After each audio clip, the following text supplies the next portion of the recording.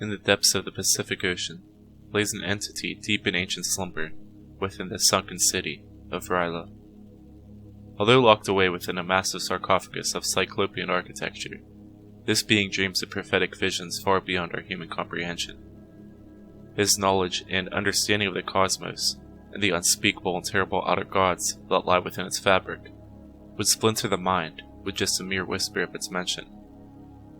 Even from the abyss of the ocean floor, the sleeping one touches unfortunate souls with telepathic messages of horror, wreaking havoc upon their psyche, driving them mad amidst their newfound realizations.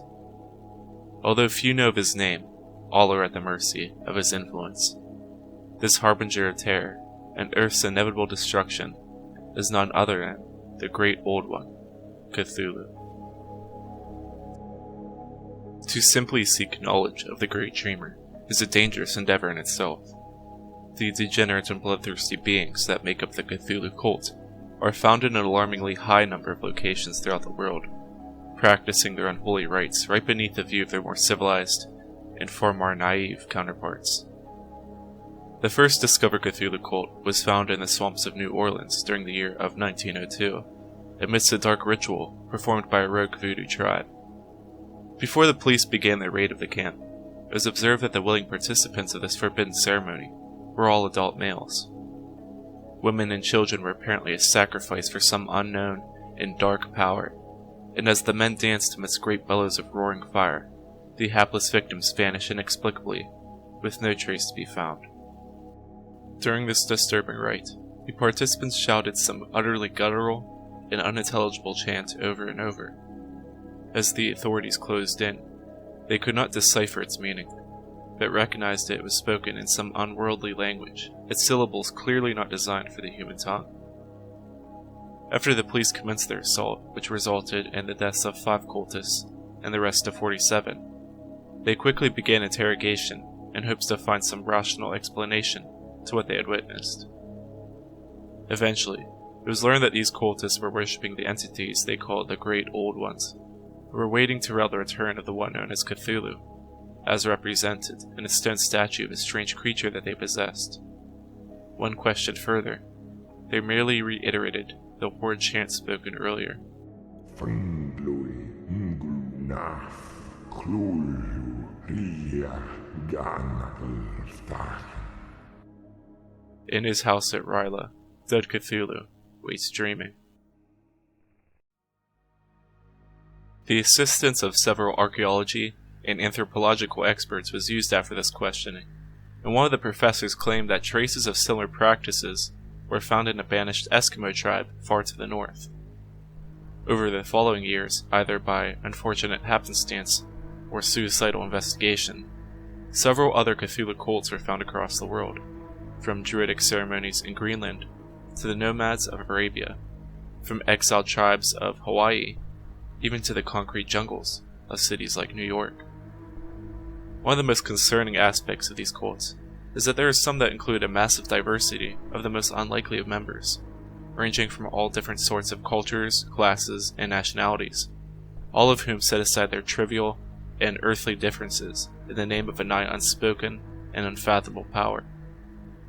Apparently the most unifying point for humanity is not for the betterment of the earth we all share, but rather the acknowledgement and total surrender to the unstoppable horror that will bring its demise.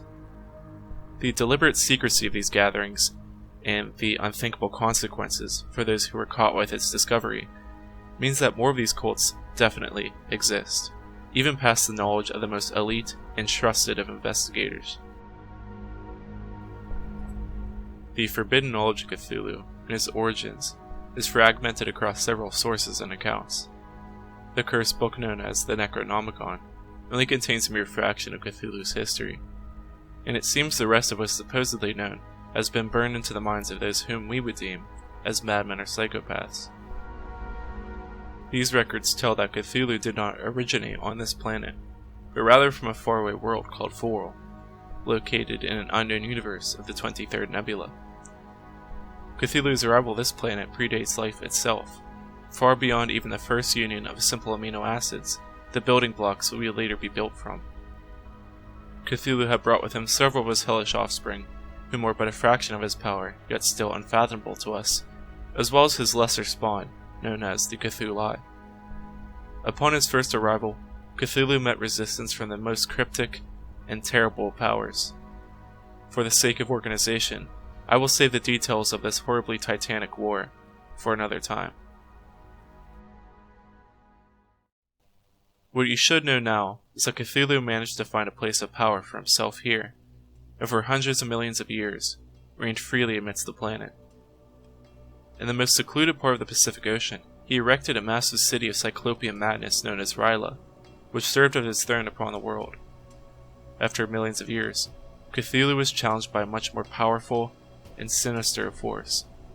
Exactly who or even what is not really known, but as Cthulhu lay dormant within his city of R'lyeh, this unspoken power sunk the twisted kingdom into the depths of the Pacific and sealed it shut from the outside world. Cthulhu and his hosts were trapped, unable to escape from their watery abode. But Cthulhu's influence was far from gone. As mankind slowly evolved from their quadruped ancestors into the Homo sapiens we are now, Cthulhu entered a death-like trance, dreaming of his release in the world's end.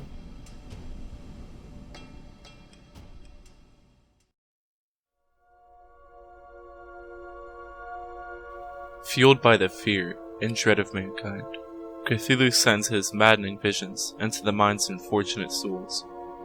Some would see an image of a mad city of insane design, oozing with dark green sludge. Others would hear a voice that simply couldn't have been a voice, yet spoken in an unknown language.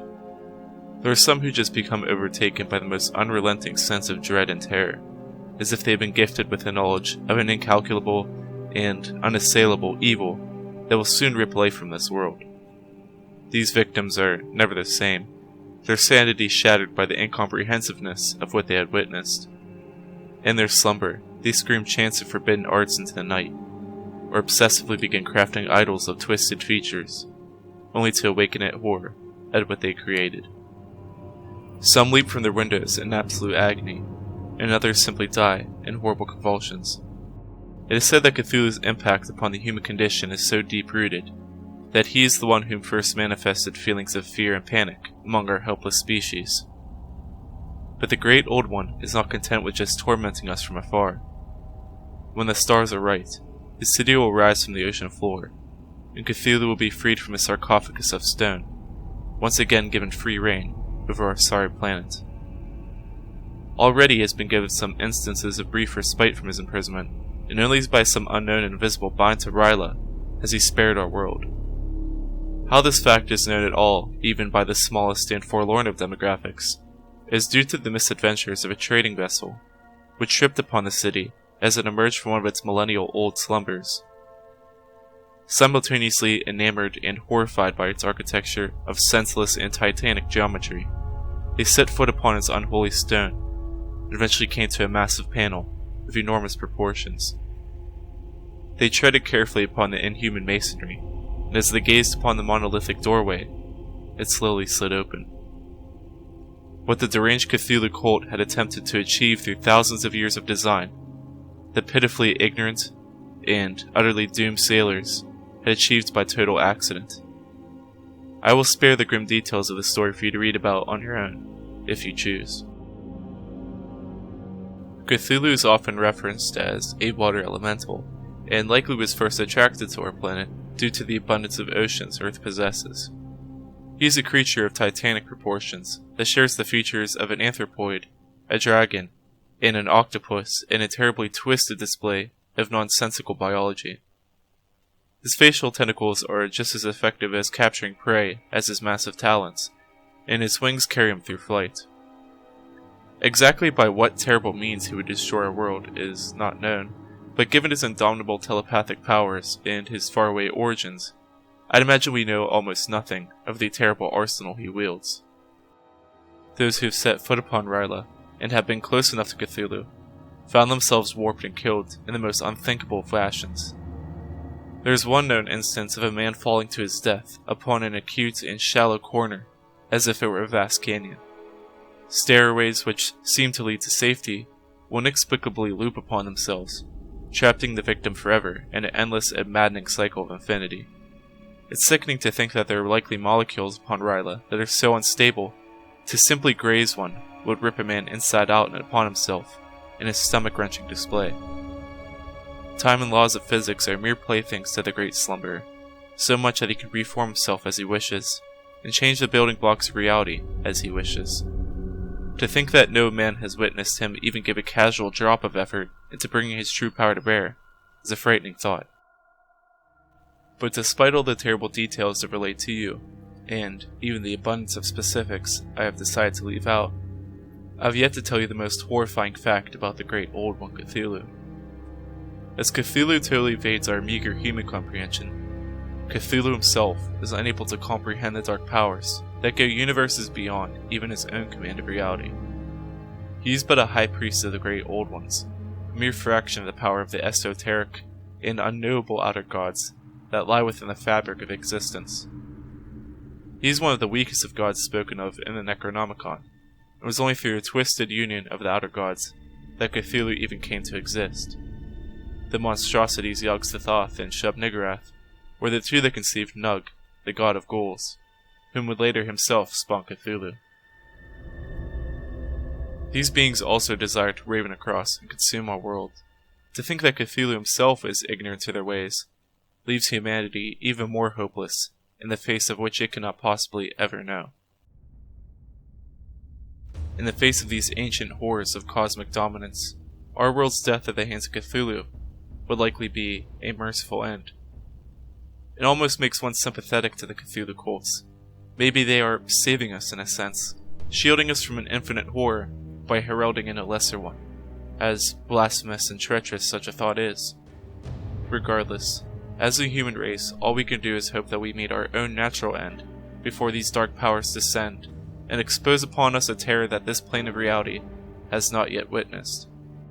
It is fortunate for us that we are unable to perceive the full reality of what looms over our short existence, but every day we live seems an arrogant and almost unworthy risk of becoming witness to these cryptic deities and their insatiable hunger.